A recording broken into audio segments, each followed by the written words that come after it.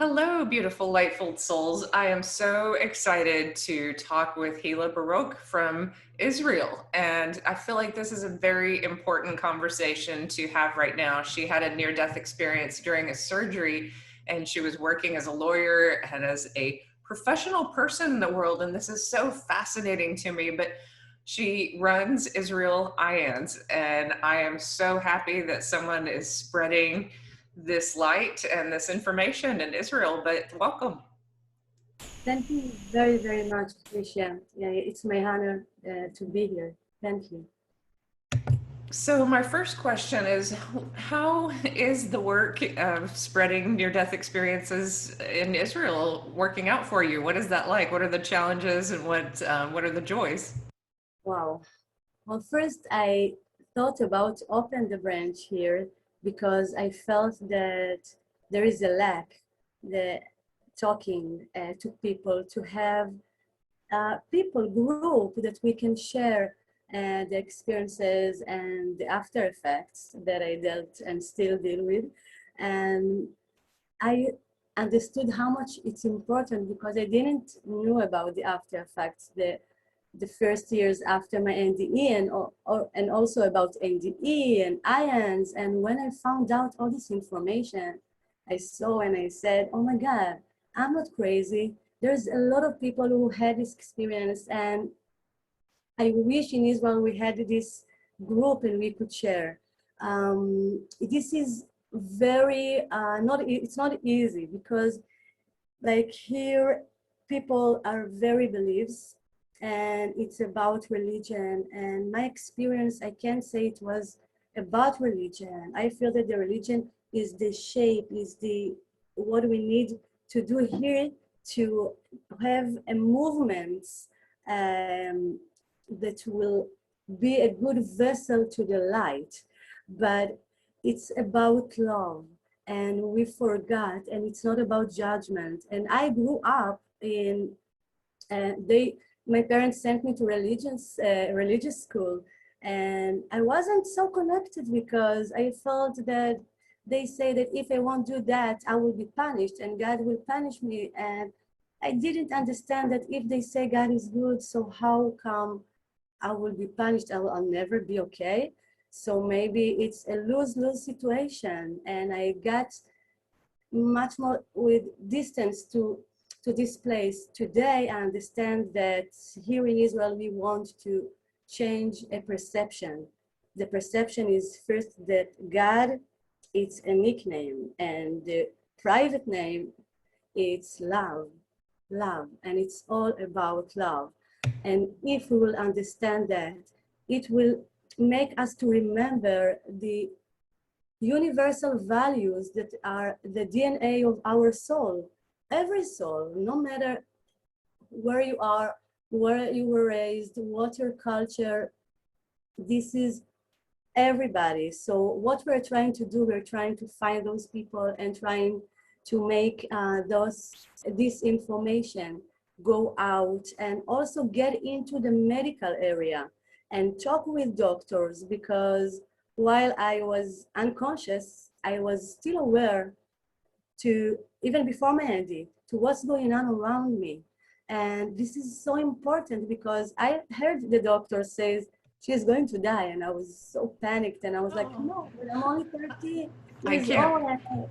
I can't wait to hear your near-death experience in your words. But before we do, I want to ask you, since Israel and Palestine are in the news right now, just a few words about what you want to bring peace to in this situation, or what you want to say, like personally, what you're going through. Well, I have a lot to say about it, but I won't elaborate. What I can say now is that everything that I see outside, even when there were a year ago, something like that, year and a half, a fire in Australia, in the Australian woods, I think, I felt that I have a part of this fire. So everything that happened, I think this is reflection to what we are identify, where we took, what we took, the higher consciousness that we have, and we identified with things that are opposite values from love, like separation, and not like we're not, no matter who you are, who we are, and there is no way that as a human being we will think about erase or distinguish a nation or a culture. This is not love. Love is accepting. Love is giving. You can feel the love only when you give. But accepting the change in people, like this is the variety of this beautiful world, and we need to be different, and we need to respect the differences between us and sit down, just sit down. And if you want to ask me, I think if women will lead the world, it will be easier, because as I see it right now, this is all around egos and fighting. And if you will take those people seriously, you will take someone, wait, someone, and you put them in a room, they will see how much they are similar. But when you say, this is not me, it feels like now I can be, I can do whatever I want. You are not part of me, but we will all get outside the body and we will find out that everything was a part of me, and how much we lost energy to fight for ego. It wasn't even for the truth, because the truth, the universal truth is love. And love, if you break it down, it's generosity. There is a lot of values. So if we want to focus what we really want to do for change this world, it's not fighting the darkness. It just spread the light as much as we can, and not let, even if we see separation, not let it validation at all in our mind and heart and consciousness. Just see the spiritual real reality. You know what I mean? Do exactly. You sound like you could teach nonviolent communication, because that's the essence of what I believe in, and what I think could help so many situations, no matter what the conflict is, anywhere around the world. When people just listen to the heart of someone else and go, this is what I'm experiencing, this is what I need, what are you experiencing, what do you need, how can we understand one another, so much magic can happen. That, all these grudges and these, exactly what you say, this I'm not you, so I'm nothing like you, so I must fight you, all that goes away, because it's like, well, okay, I can do that. Like I can give in this way, and if you can give me respect in this way, and it becomes more based on understanding. And I want to jump to your near-death experience, though, because I've read about it and I haven't heard it in your words too often. And I'm so excited for people who haven't heard your experience to just hear it in full. And I won't stop you too much. I might ask a few questions, but this happened during an operation. And some of what you experienced, as you were alluding to, with the medical profession and your doctor being there and telling you that all would be okay, and you could feel him already. It's almost like those after effects were beginning, because you were sensing this oneness with him and his thoughts. So just lead us, like, don't spend too much time on how it was a botched operation, but yeah, just lead us to your near-death experience. I would love to. Okay, it was around 7 years ago, and I had a simple surgery, and I left after the surgery with a blood vessel open. So internally, I bled into my stomach, and I thought this is healing pain, but I was actually kind of dying slowly. Well, then it was the best and the easiest thing I ever did in my life. And it's not that I really did it, but I will explain it because it's very important. I was like trying to hold, gripping the bed at the hospital because I was rushed to the hospital. I collapsed. And at the hospital, they had a mistake. They confused with my blood exam and other person blood exam. So they didn't know what is this strange fluid going around my stomach, and they didn't know that I'm dying. And 24 hours, I fought, I was fighting for my life. I was gripping the handles of my bed, like I'm trying to hold myself in my body. And I felt something bad is happening to me. It's never happening to me before. When I fainted and when I woke up, I was I couldn't move myself and my eyes, and it took me a while until I can talk, and everybody think I'm still unconscious. So I knew something bad, and I felt I'm fighting my life. I didn't believe that this is going on. And after 24 hours, a doctor, like an angel doctor, came in. His name is Dr. Bruchim. Bruchim, it's like Baruch, but it's a lot, but it's a lot of bless, the meaning of that. So when I saw him, I know this is my angel Ken. I just knew. And he didn't even look at the protocol. He just looked at my face and see that there is no red color, not my eyes, not lips. And he said, immediately take her to the city imaging machine. And then while I was there, I just couldn't hold myself anymore. And I was trying, but my body was trembling, and I lost my conscious, and all the doctors came in and they talked and rushed me to the surgery room, and the doctor yelled and he said, this girl, she's going to die, she's going to die. And he was very angry because 24 hours nobody treat me. And I heard that while I'm not in conscience, what didn't happen to me before, because I was aware to everything around me, and I felt, and I was panicked, Trisha. I felt like, oh my God, now this is the end of the road. Now I'm dying. Okay, I lived, I experienced things, but this is life. I didn't get married yet. I didn't have children. That's all. This is life. And I couldn't accept it. I was so afraid, and I was in my heart, I yelled in my heart, I want to live, I want to live. I never felt how much I really want to live, like in that moment. And then I asked, maybe this is the time for me. Maybe I did what I needed to do. And when I asked that question, I got an answer, but it wasn't like maybe answer. It was like strong answer, like earthquake, but inside my body. And this answer was no, but a big no. Do you think So that was the voice of God, or how do you describe that? Because I felt that that it was like telepathy, but it was booming within me. How do you describe it?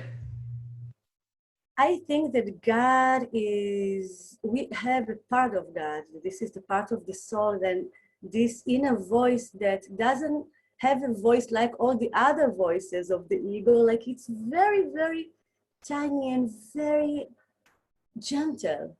And God is talking to us through that voice. But if we have a lot of veils around that, so it's sometimes not easy to hear. But in that time, it was there. It was strong than ever. And when I heard the answer, when I felt the answer, all my being was the answer, I was panicked. I was horrified. I was, oh my God, I'm going to die. And I didn't feel what I needed to do, what I needed to do. And I knew that I didn't do what I needed. I didn't know what and where I'm going, if I'm going, what's going on. And I was yelling inside of me, I want to live, I want to live, I want to live.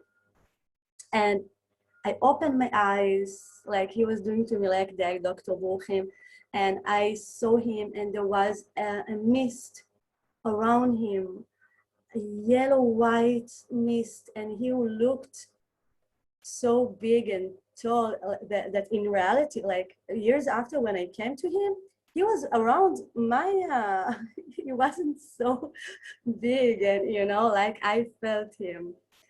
And he said very fast, look, your life in risk, and we will do everything to save your life. And apparently, maybe we'll have to take off organs, and you will be connected to a machine, because they didn't have the time to check where is I'm bleeding from where, and I'm like dying now. But I just wanted to tell him everything is okay, because in the minute I opened my eyes, everything changed. I felt good, positive. I was calm. I felt secure. I felt everything is going to be okay. I didn't know if I'm going to live or die, but I know everything is going to be okay. So, sorry. Do you attribute that to that voice that you heard, or what was it just an overall feeling? It's not about because of the voice. It's like I got to a different dimension in that moment that I opened my eyes and I was aware right now to what's going on. It felt like I woke up different something opened, and it felt very open, very wide. And I just want to tell him, call my mom, but I couldn't speak in that. I tried. So I said, ma, and then mom. And he said, there is no time, honey. And I was like, mom. And he said, bring her mom immediately. And me and my mom, like, she came and I told her, mama, everything is going to be okay. Everything is going to be okay.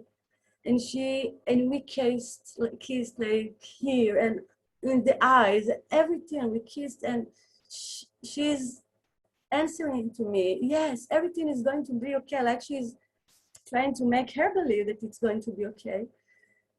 And they tear us apart and take me to the surgery room. And while they take me to that room, I'm starting to say a chapter from Psalms. And I'm saying, Shir Ma'alot, Sa'enai Harim Me'ayin Yivol Ezri. And I'm saying this chapter, but I don't feel I'm saying this chapter. I'm not the one who is speaking. I'm spoken. I feel that I'm only this pure meaning of the words. And I never felt what is to be just a pure meaning of the words. Like, Yeah, the words in English are so beautiful. I raise my eyes to the mountains, and there's so much more. My help comes from the Lord. It's a beautiful passage. So you were getting help, I guess, literally, and these words were coming through you. yeah, and there is like a melody for this chapter, and I remember it, but I never felt this meaning, and it was so strong for me. And I came into to the surgery room and felt good, but I looked around me and I saw a chaos. Everybody was sure she's going to, like, I'm going to die, and everybody do like very hairy things. And then I closed my eyes and I said Shema Israel. In Hebrew it's, hear, O Israel, the Lord of our God, the Lord is one. And I said it when I closed my eyes, because I used to say it every night. And when I opened my eyes, I saw my grandmother. She was in front of me, and it And was was strange she because, was she passed on at the time? oh, yeah, Yeah, years cool. ago, yeah. And my two cousins, they were next to me, and she was there. It was like a shape, and I saw her, in a big flame, like floating in that flame, like that, like she's like watching. And my two cousins, who also wasn't alive, they were next to me, but I didn't see them, but I felt their essence, and it was strong, and I felt so good. I said, oh my God, I'm so happy you're here with me. And I felt better. And I said, if I'm staying here, I want to be complete with all my organs. And then the doctor came to me and he put his hand on my head and he said, we will do everything to save your life. And when he touched my head, I felt his hand inside my head. I felt everything, all the life that he saved all the grace, all the generous thing that he did, everything that he did with this hand, the good things, I felt it in my head, and it was wow. And the essence of the things that he did, the pure essence, and it was so strong for me. And I felt this is, but was very natural for me, even if that it was strong. But what wasn't natural, that I thought to myself, oh my God, how is it that his face are like here? Because I'm here and he is here, like I'm in the bed. And if I do this, my nose touch his nose. How come that he's so close to me? I didn't understood that time that this is my body and this is me, up to my body. So then I started to feel tinglings from my feet with currents that go up to my head. And these currents, if I can explain what it was, if you take all the love that mothers had, all the mothers in the world that had in the past, that now, and in the future, and all this love for their children, you put it, this essence to a bottle and you inject it to the body. This is the currents of the love that I felt, and this is went up and focused, concentrate in my head, and I didn't felt anything from my body, only my head. And when this is always in my head, I felt it was like, wow. I felt the planet Earth is my head. Every cell and cell that there is in this universe, I feel him, the stones, the trees, all the lives that there are in this universe, children, the sky, everything is living, and there is so much life. And I felt all this, and I was like, I felt the world is hugging me. So this is your oneness experience in a way, and you felt it in this sense of, it sounds like very earthy, you know, this sense of everything all at one time. Is that what it was like for you? Yes, yeah, Wow, fascinating. yeah. I loved to feel that feeling. I remember that I felt like I wanted to feel it forever, to stay like this forever. And but what happened there, it was just a huge contrast from what happened to me before. And then everything started to change. The sound of the medical staff, the doctors, like became a robot, the sound of robots. It's like a DJ sitting and playing, you know, and changing. And even the movement of the people, the medical staff, it was like, what's the word, smeared or smeared, uh, like the movement, like it's, Yeah, blurred. Yeah, yeah. yeah. So I didn't understood what's going on, but the sound was so bad. It was like irritating, and I couldn't contain it. So I felt I'm yelling inside of me, please, I needed to stop. I needed to stop. And when I asked that, I just, in that minute, I hatched from from the core of every cell and cell of my body to the ceiling. And in that moment, I felt, okay, I'm home. Because all that time, my body was trembling, and I didn't have any control. And suddenly I couldn't feel the pain. And I was floating in the ceiling and looking everybody from up, and I heard everybody's thoughts, and they all thought I'm going to die. And I was like, no, I'm good. I'm good. I feel good. I'm home. It was the first thing that I felt. Oh my God, I'm home. I'm home. And I felt love and compassion, endless compassion and love, that like even the particles in the air loved me. They weren't separate from me. It was also a part of me. And I felt this oneness breathe of the universe. In every breath, I went out to the space and came back to the hospital room and went out and expand and then squeeze and I felt this. It was so huge and everything was breathing together, the people, the machines, everything, all the planet Earth, and we don't even see that. And it was amazing.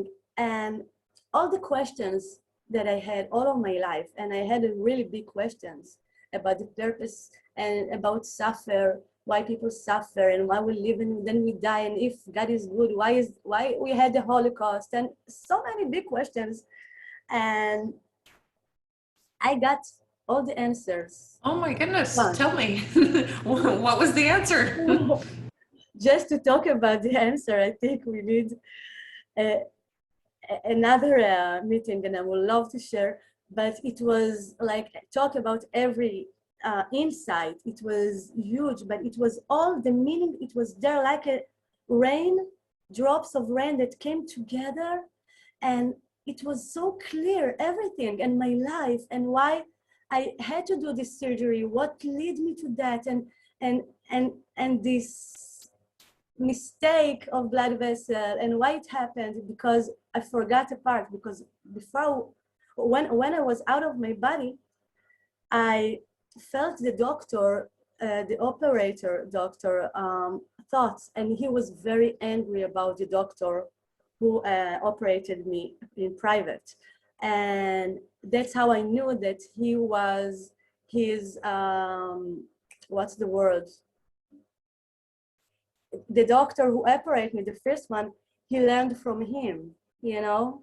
So he was younger from him. So he taught him and taught him everything. And he knew that this is what he did. So he was angry about him. And he was angry about the hospital. And this, it was his last day in his role there. And while he was thinking about this doctor, I just launched to a cabin in the north in Israel, where the doctor is the first one who operated me, and he was there with his wife in a cabin in vacation, and he is looking at his phone and he see my calls and the hospital calls, and he just sweep his phone and don't give attention to that. But I know it was for the best, because his and wife, they had troubles and they needed their time. Everything was so current. So I can't let it go by. I know you said we'd need another call for this, but the bad things that happen in the world, like the Holocaust and suffering and starvation and all that, did you see that there was a greater reason, just like your accident and I mean your surgery that was botched and what came of it? Did you see that it comes full circle, or was the answer something along those lines? it's very connected to these times, because this is about knowing who you are, what you are, and where you're going. Because if my purpose is making money, I lost my identity, I lost everything. And I feel, maybe people will think different, and that's okay. I feel that even the COVID-19, it was, for us, it was awakening call. Like, you're making trouble to this world. Look how the sea, the ocean got cleaner. The animals got out. Stay in your house and think about who you are, what we are, because what's going on in the world, the consciousness, the opinion, the thing with, I need to tell my opinion. This is the revolution of Facebook and all the technology. Instead of talking for something that combines us to one unit, we take this opinion just to show you I think different, and to fight. And this is about still ego. So it was about remembering. And I know that there is suffer, and we all going through this suffer. But in this life, it feels as a suffer. But if you want to make a brand, and you take the, I don't know the words, but you put it on to the oven, and then you take it out, and there is a beautiful bread. But if you will ask the bread, how are you? And he will say to you, look, Tricia, when you worked with me, you put your fingers in me and it wasn't so nice. And then you put me to the oven, it was heat, and you burned me. You burned me, it was strong, and I felt that I'm dying, and I didn't know what to do. And then you put me out, and now you can do something with me. I'm a material that you can do something with a purpose. So the suffer, it's not really suffer, because even when I was outside the body, I saw my body and I felt, okay, this is not me. My body is like a coat who wore me up. But I saw that even the pain that I had in my body, it wasn't real. It's like imagination, and it's very dangerous to tell that, because people that are still suffer, they can say, but my pain is real. You can't say me, tell that this is not real. Of course you feel this is real. If you won't feel this is real, so what is the experience? How you will learn from that? You need to feel that this is your actor in this movie, let's call it movie, but this is not who you are, your thoughts, your metrics, how you were raised. This is all like filters that came to help you through situations, through the sufferingness that you had, to help you to remember who you really are. And what you were suffered, that's how you will help other people, and you will understand other people. Because if you know disease what is, if you know depression what is, you will know and understand another person who is in depression or in disease. And for love your neighbor as you love yourself, you have to know how they feel. You can't be detached from that. That empathy is important. And I want to hear more about your experience. So when you were in this place and you were getting, all your questions answered, how did that feel? What was that like for you? Like, was it a voice that was telepathy as well, or was it just instant? Mhm.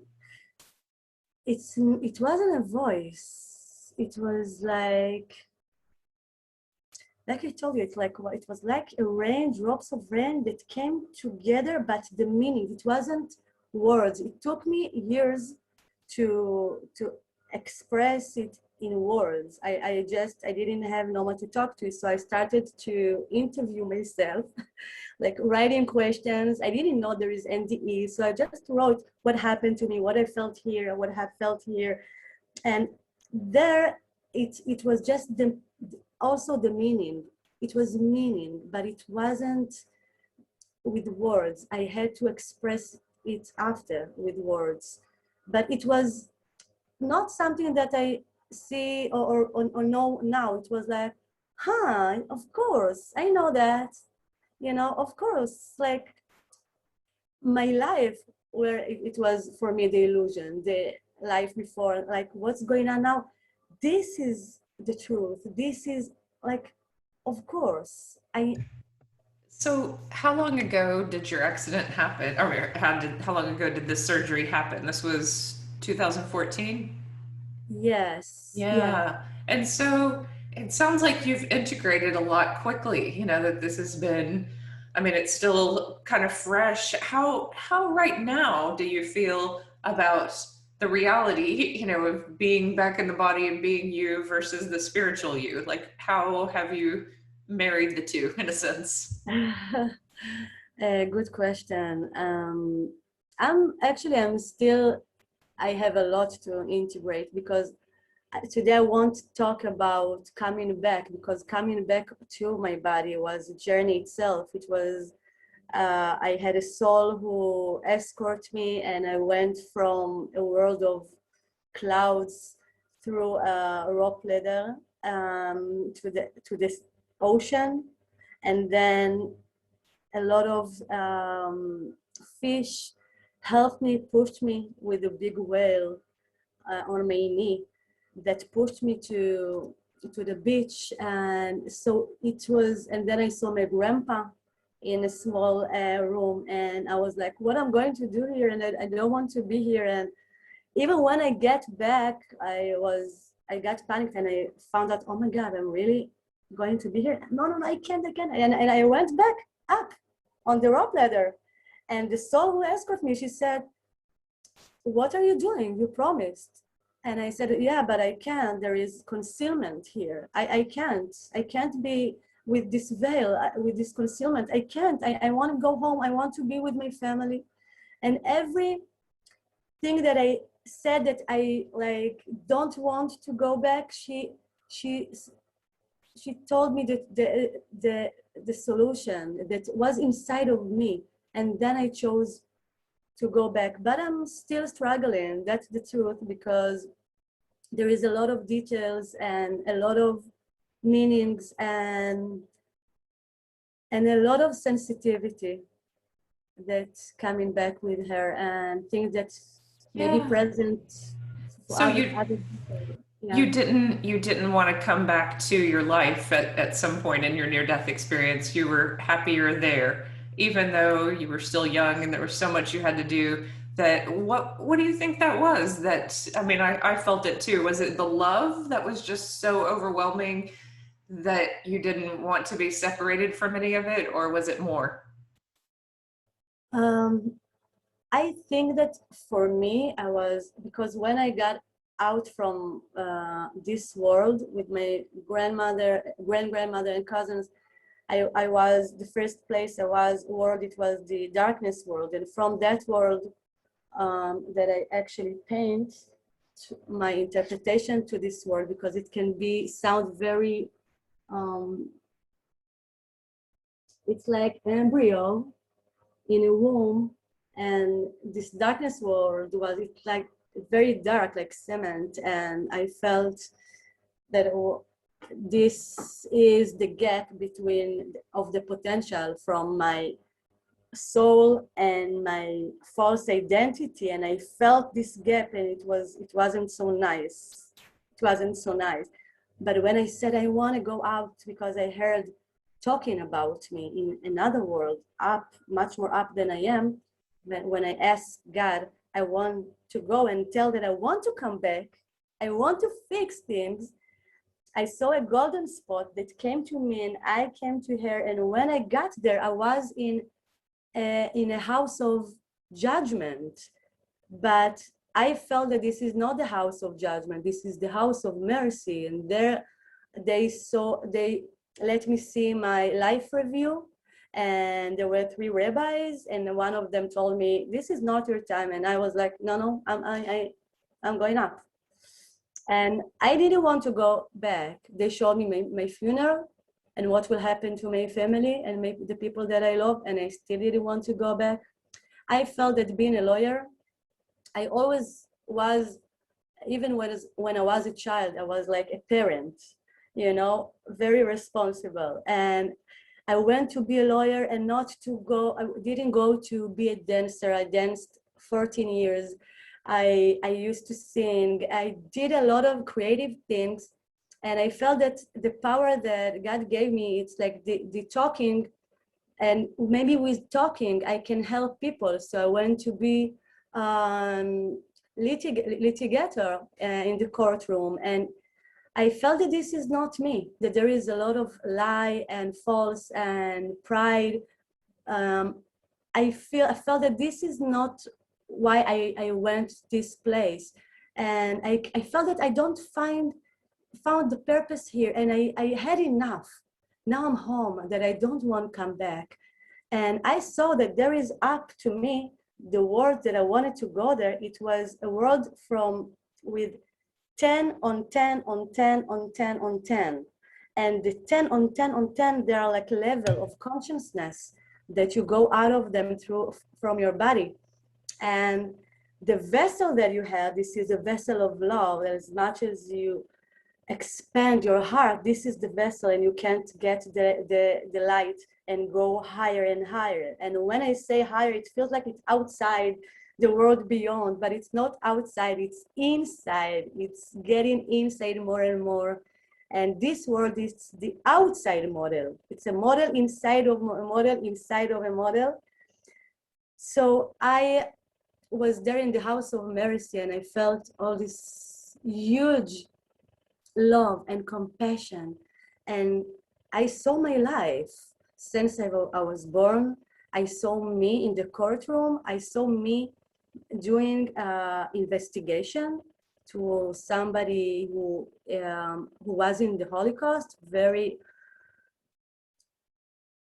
was disaster, and I judged myself. I felt like how I did it, why I took this file, and because it wasn't my fault. And that lawyer, she got pregnant, she needed to go to hospital, and all those years I felt I was a bad person. I judged myself, and they showed me on the life review that the purpose I was there because I needed to reveal the compassion.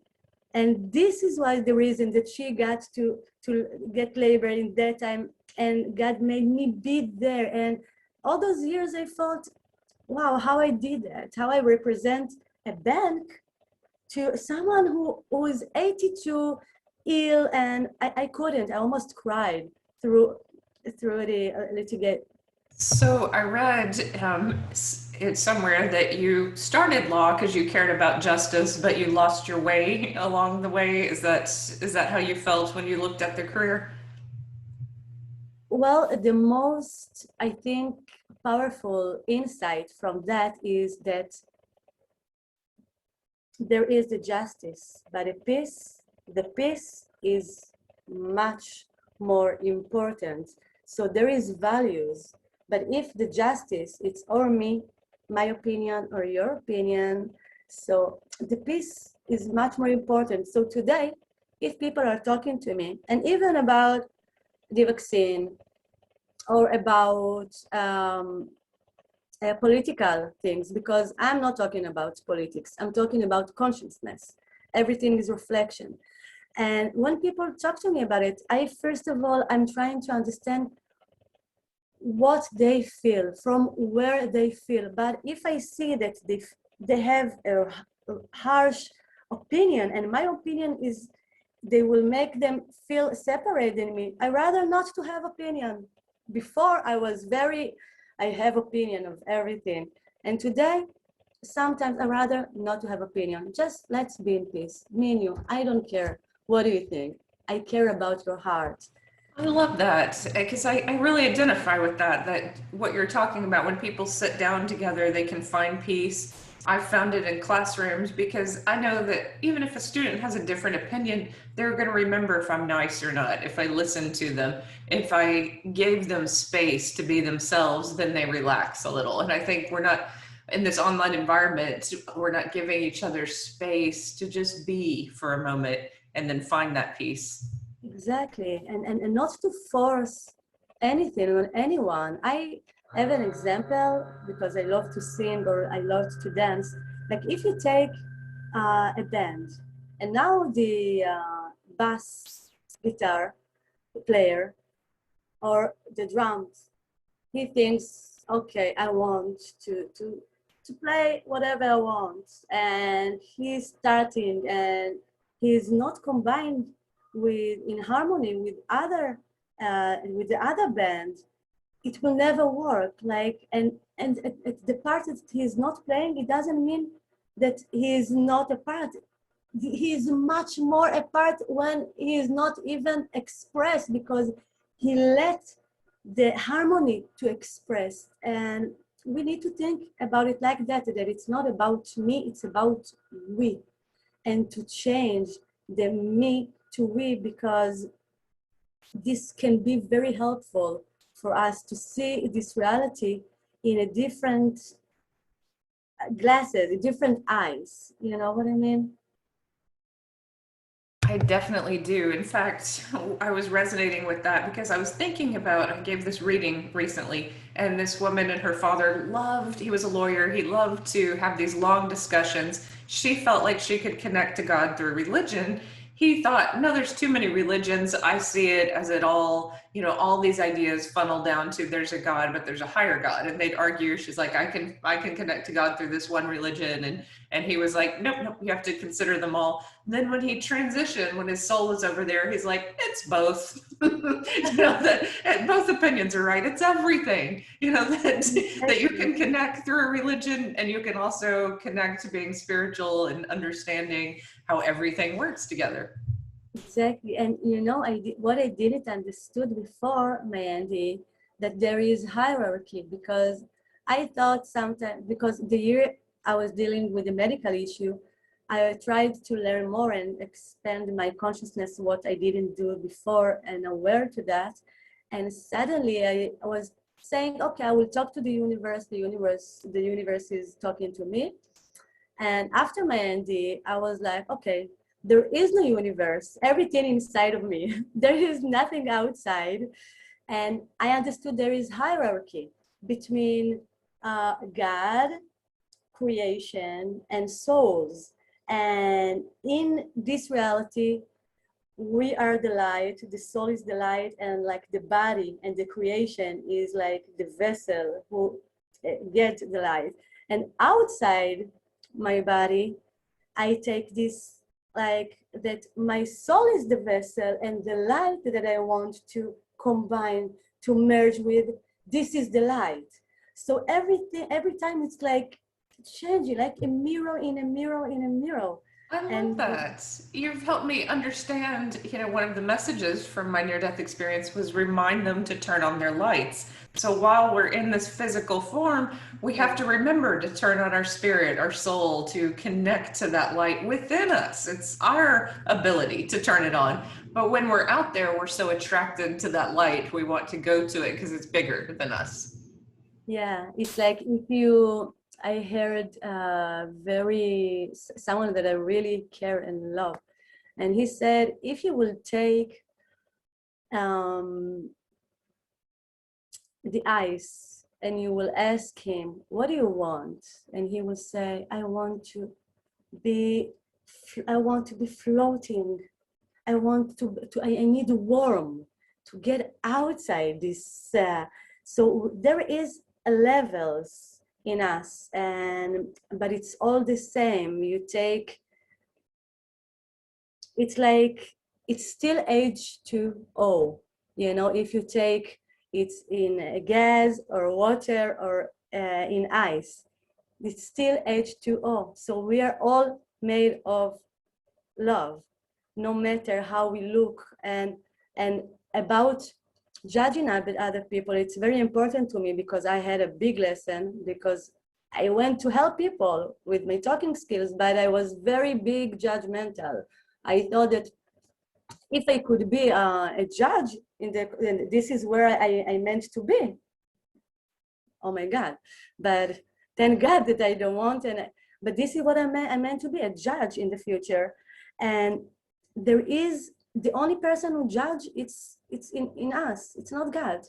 And it was a huge insight for me, because I felt that I don't want to connect God, because I will never be enough. And now, okay, I'm enough, and I'm worth, and I'm loved just from my being, you know? I do know what you're talking about, and it sounds like you must have had so many after effects in your near death experience. And we don't have a ton of time, but could you talk to that about how you changed when you woke up from surgery, and what that was like? Wow. Well, the first thing is I woke up and I saw my mom, and I heard a voice that said, "You are complete." Like they didn't get out any organs. And I was smiling and went to sleep again. Then I woke up and I said to my mom and dad, how much miracles, and that I'm like complete. And they said, how do you know? And I said to my mom, you told me. And she said, no, I didn't. And I remember that actually her lips didn't open and she didn't talk. And it was, I hear this inside of me. So this was the first thing. And then trying to explain my family, like I was in high. You can understand that after this. And I was like, oh my God, mom and dad, it's all about love. We came from love and we come back from love. And look, I was like being a lawyer, very thinking from the head, and suddenly my parents looking at me, and I'm like, you see, Dad, you see, Mom, we're all love. It's all about love. And like how I got back to this body, I was like amazed. Like it was a big wonder. Like I said, it's a wonder.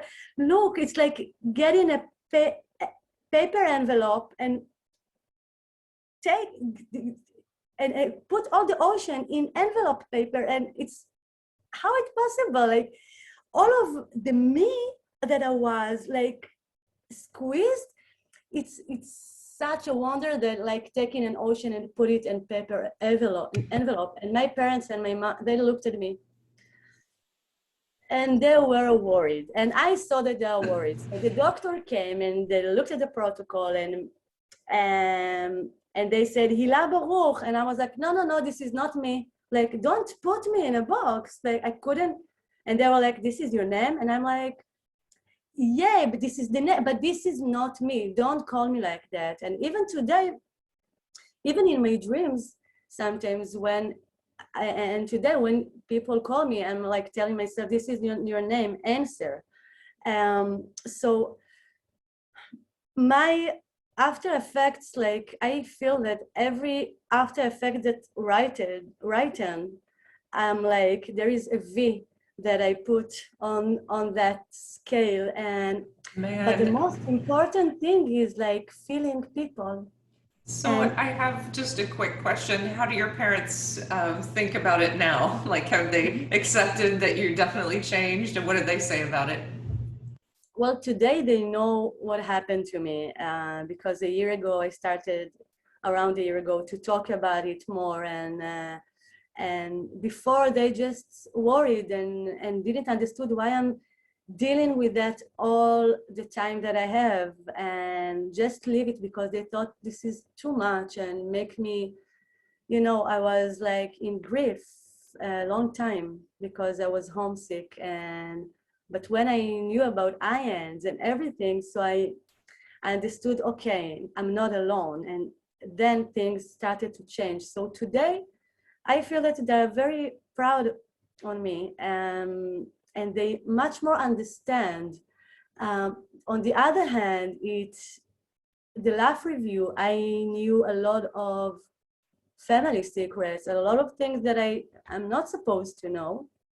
So the first years were very challenging to me because I came with a lot of information and too much memories that are living, and I'm still in the progress. Yes. So it sounds like you had that ability to merge with other people, that deep empathy and that deep understanding, which is some psychic knowledge and some understanding that surpasses what we experience here. I especially can feel I especially can feel what's what's the veil of from the soul, and what is the lie that the person holds, and create a life around this lie, or this sentence, the bad sentence of feeling that he grew up with, that he's saying to himself. So I can feel that, but most of the time I'm missing to the people's souls, because sometimes they're not aware to their light or their soul, or the veil. So And my last question then is this, like, what's some general advice for people to get closer to their soul and further away from the lie that keeps them from turning on that light? oh, good question. I think because that for me love is two separate beings that wants to be one. This is the definition for me for love. And of course, and giving, and if you want to feel and to be in our real identity, so, and feel this light, we need, it's like a muscle when you go to the gym, so we need feel the muscle of our spiritual nature, which is the values of our soul. If you take the term, the concept love, and you break it down to details, you get, I wrote a few words for that I won't forget. You get mercy, compassion, peace, integrity, gentleness, fullness, grace, happiness, joy, forgiveness, tolerance, freedom.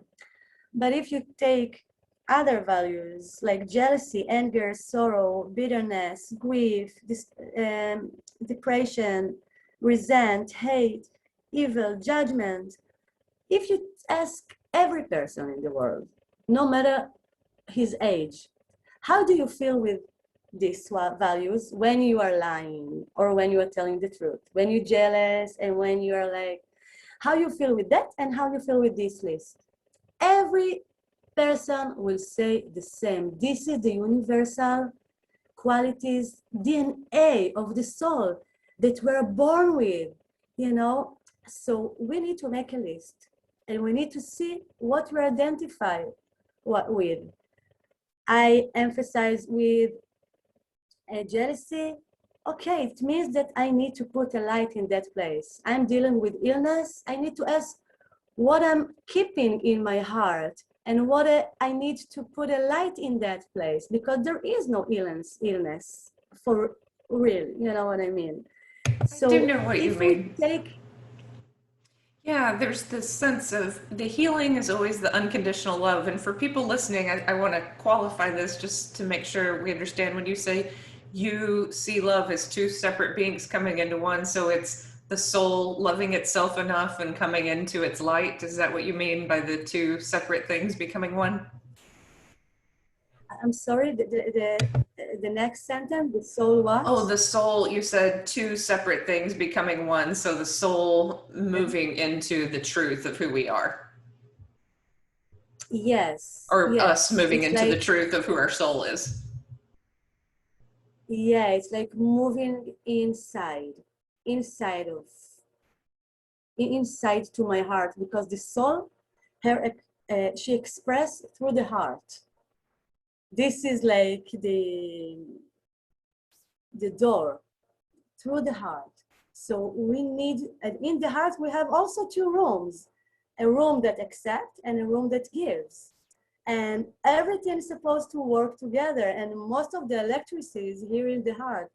So the soul expressed from that, and we need to understand how those values, they're already inside of us, how we are going to reveal them. So if I'm seeing somebody who is angry at me, I need to ask what I am, a quality of love I need to express now, because he is my lesson. Maybe I need to express patience, to see someone who is very angry and be patient and not be angry for him and telling him you're wrong and spreading love. But of course that boundaries are important too for love, because if there won't be boundaries, we couldn't see each other, feel each other. It was all already one. Here the experience is to move to something, to find out something. And we can try to remember also, I have another tip, to look about everything that is already one and the cooperation of the creation. Look at the sun, the sunrise. The sun is for everyone, even the killers, even the people that you can say that are like not good. It's not about good or bad people. It's about actions, and the action is not the people. It's the experiences that they had. But the sun, she gives the light for everyone. It doesn't matter what you did. And if you take a flower and you see how it became beautiful, and nobody is going next to him and saying, you go, flower, you are so, no, this is his nature. He do what he needs to do and spreading his beautiful smell. So this is what we need to do, to remember. We are here to remember. It's like a university of learning progress, of love. And how can we know what is love, or like how can we know what is compassion or mercy if I don't know what is cruelness? I can know this only from the opposite, from the duality. Outside the body, the term, the concept love, it's all one. But here, this is, it's revealed from a lot of values that we need to reveal from ourselves. And it's like, I don't know how to say it in English, psifas, you know what it means? Like a paint with a lot of small things that we're all a part of this. Oh, like pointillism, maybe the painting that has a lot of little dots. Yes, yeah. Yeah, yeah, that's beautifully said. Well, Hila, I love your story and I love the energy that you bring back and the message that you bring back to people. This was really intense, and I'm sure that people will want to hear more of the story. So I'll have your contact information below. And I do want to remind everyone who's listening to the summit that I have recordings, pre-recordings before the summit that I'm doing on the 24th, 25th, and 20 or the 23rd to the 25th of July live on my YouTube channel. So thank you for being on my YouTube channel, and thank you for sharing your story with me. It's really been an honor. Thank you. And I think what we're doing is very, very blessed to spread and make much more awareness about NDE and the insights. And it's amazing that there is more, I call it like spiritual agents. So thank you for giving me the opportunity to share and for being spiritual agent that spread this information, which is a big light. So thank you. Oh, thank you. So check the links below, everyone. May you be